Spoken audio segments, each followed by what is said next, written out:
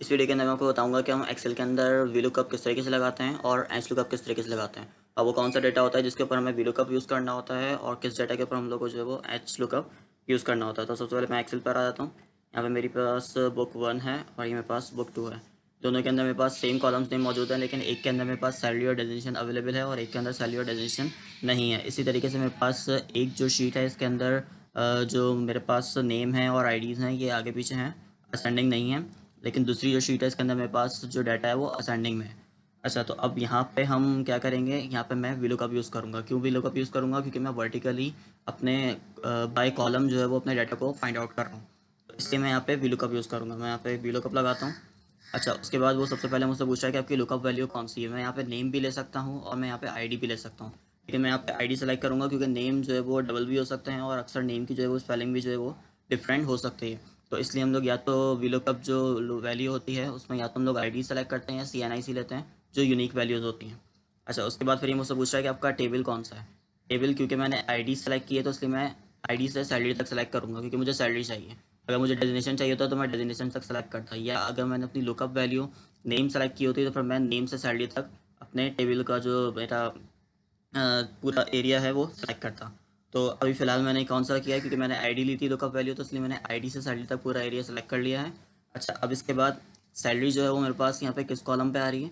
Column number 3 पे आ रही है। अगर मैंने यहाँ पे नेम लिया होता तो कॉलम नंबर 2 पे आती। अभी वो किस पे आ रही है? कॉलम नंबर 3 पे आ रही है, तो मैंने यहाँ पे कॉलम नंबर 3 ले लिया। अब वो बोल रहा है कि वैल्यू आपकी जो है वो, अच्छा आप देख सकते हैं यहाँ पे मेरे पास सैलरी आ गई है। अच्छा, ये लास्ट में जो मैंने यहाँ पे ज़ीरो लगाया है, ये यहाँ पे पूछता है कि अप्रॉक्सीमेट मैच करना है कि आपको एग्जैक्ट मैच करना है। तो मैंने यहाँ पे ज़ीरो लगाया क्योंकि मुझे एग्जैक्ट मैच चाहिए। अप्रॉक्सीमेट आप जब नेम यूज़ करेंगे तो उस वक्त कर सकते हैं, अगर उसमें नेम में थोड़ा सा डिफरेंट होगा, स्पेस वगैरह होगा तो उसको गेट कर लेगा, मिलता जुलता भी होगा तो उसको गेट कर लेगा, लेकिन वो नॉर्मली जो है वो अथेंटिक नहीं होता क्योंकि नेम जो है वो डिफरेंट भी हो सकते हैं, नेम की स्पेलिंग भी चेंज हो सकती है। तो इस वजह से हम लोग नॉर्मली यूनिक चीज़ें यूज़ करते हैं, जैसे हमारा CNIC होता है या हमारी आईडी होती है। तो मैंने यहाँ पे फॉल्स दिया था, ज़ीरो जो है वो फॉल्स को इंडिकेट करता है। तो आप देख सकते हैं मेरे पास यहाँ पे सैलरी जो है वो मेरे पास आ गई है। अब अगर मुझे इसी में कामरान की, दानिश की और अली की भी सैलरी चाहिए तो मैं जस्ट इसको ड्रॉप कर दूंगा। तो आप देख सकते हैं कि वहाँ से उसने जो है वो उन सबकी सैलरीज गेट कर ली है। जैसे कामरान की 55 है तो 55 आ गई है, दानिश की 68 है, 68 आ गई है, अली की 55 है, 55 आ गई है। इसी तरीके से अहमद की 78 थी तो अहमद की 78 आ गई है। इसी तरीके से अगर मुझे डेजिग्नेशन चाहिए तो मैं यहाँ पे डेजिग्नेशन पे फॉर्मूला लगाऊंगा वीलुकअप का, और यहाँ पे मैंने अपनी लुकअप वैल्यू सेलेक्ट कर ली, अपनी आईडी, कॉमा लगा दिया, सेकंड टेबल पर आ गया और यहाँ से मैंने आईडी से लेके अब मैं डेजिग्नेशन तक सेलेक्ट करूँगा अपना एरिया, क्योंकि अब मुझे डेजिग्नेशन चाहिए। उस वक्त मुझे सैलरी चाहिए थी तो मैंने जस्ट सैलरी तक सेलेक्ट किया था। अच्छा, डेजिग्नेशन मेरे पास किस कॉलम पे आ रहा है? ये मेरा 1 हो गया, 2, 3, 4 पे आ रहा है, तो मैं यहाँ पे क्या करूँगा, कॉमा 4 लगाऊंगा, कॉमा क्योंकि मुझे एग्जैक्ट मैच चाहिए तो मैं 0 लगा दूंगा और मैं यहाँ पे इंटर कर देता हूँ। तो आप देख सकते हैं कि उसने यहाँ पे जो है वो डेजिग्नेशन उसका गेट कर लिया है। अब अगर मुझे यही फार्मूला जो है वो नीचे तक अप्लाई करना है तो जस्ट मैं इसको ड्रैग करके ड्रॉप कर दूंगा। तो आप देख सकते हैं कि मैंने उसको ड्रॉप कर दिया तो उसने इन सबका जो है वो डेजिग्नेशन भी उठा लिया है। एक बार वेरीफाई कर लेते हैं। अहमद GM है, कामरान और दानिश, कामरान मैनेजर है, दानिश DGM है, अली का जो है वो मैनेजर आ रहा है। अब देख सकते हैं कि इसलिए यहाँ पे जो है वो उसने वैल्यूज़ गेट कर ली हैं। तो इस तरीके से अगर हमें वर्टिकली अपनी वैल्यूज़ को फाइंड आउट करना होता है तो बाय कॉलम तो हम लोग जो है वो वीलुकअप यूज़ करते हैं। अच्छा, अब इसी तरीके से मेरे पास यहाँ पे शीट 2 है जिसके अंदर मेरे पास सेम डाटा है लेकिन वो वर्टिकली नहीं है, हॉरिजॉन्टल है। तो अब यहाँ पे मैं क्या करूँगा, यहाँ पे मुझे एच लुकअप यूज़ करना होगा। जैसे मैं इसको फिलहाल डिलीट कर देता हूँ। अच्छा, तो अब यहाँ पे मैं एच लुकअप किस तरीके से यूज़ करूँगा? अगर मैं यहाँ पे वी लुकअप यूज़ करता हूँ तो उससे मुझे क्या नुकसान होगा? मैं सेकंड शीट पर आ जाता हूँ। यहाँ पे भी मेरे पास जो है वो सेम डाटा जो है वो हॉरिजॉन्टल में अवेलेबल है। अब मैं यहाँ पे आपको वी लुकअप लगा के दिखाता हूँ कि अगर मैं यहाँ पे वी लुकअप यूज़ करता हूँ तो उससे मुझे क्या नुकसान होगा। मैंने अपना लुकअप वैल्यू सेलेक्ट कर ली, सैलरी। उसके बाद फिर मैं यहाँ पर आ गया और यहाँ पर मैंने अपनी रेंज सेलेक्ट कर ली। उसके बाद कॉमा मुझे सेकंड कॉलम चाहिए, सेकंड करके मैंने इसको 0 कर दिया और इंटर कर दिया। तो आप देख सकते हैं कि मेरे पास जो नेम था वो अहमद था, लेकिन क्योंकि मैंने वर्टिकली यूज़ किया था तो मैंने यहाँ पे अहमद का रेफरेंस कहीं नहीं दिया था, ना ही मैंने उसकी आईडी का रेफरेंस दिया था।